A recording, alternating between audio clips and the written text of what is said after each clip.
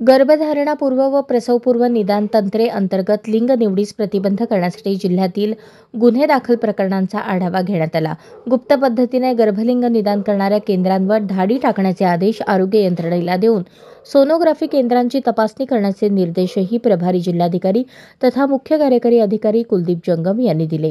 जिल्ह्यातील एड्स प्रतिबंध, लिंग निवड प्रतिबंध आणि तंबाखू नियंत्रणासाठी जिल्हा दक्षता समिती व जिल्हास्तरीय समन्वय समितीची बैठक प्रभारी जिल्हाधिकारी तथा मुख्य कार्यकारी अधिकारी कुलदीप जंगम यांच्या अध्यक्षतेखाली जिल्हा परिषदेच्या शिवरत्न सभागृहात पार पडली।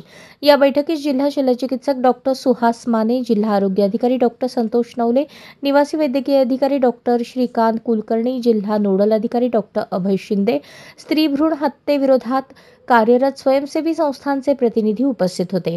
प्रभारी जिल्हाधिकारी जंगम यांनी एड्स बाधित रुग्णांना वेळेवर औषधे मिळत आहेत का याचा आढावा घेतला।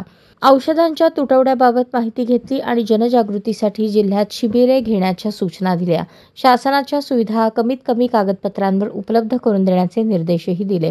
राष्ट्रीय तंबाखू नियंत्रण कार्यक्रमाच्या अनुषंगाने शाळा, महाविद्यालये, रेल्वे स्टेशन, बस स्थानक, गॅरेज आदी ठिकाणी फलकाद्वारे जनजागृती करण्याचे निर्देश जंगम यांनी देऊन तंबाखू व गुटखा विक्रेत्यांवर कारवाई करण्याबाबतही आदेशित केले। प्रारंभी जिल्हा शल्यचिकित्सक डॉक्टर सुहास माने यांनी PCPA NDT कायद्यांतर्गत सुरू असलेल्या कामकाजाची माहिती बैठकीत दिली।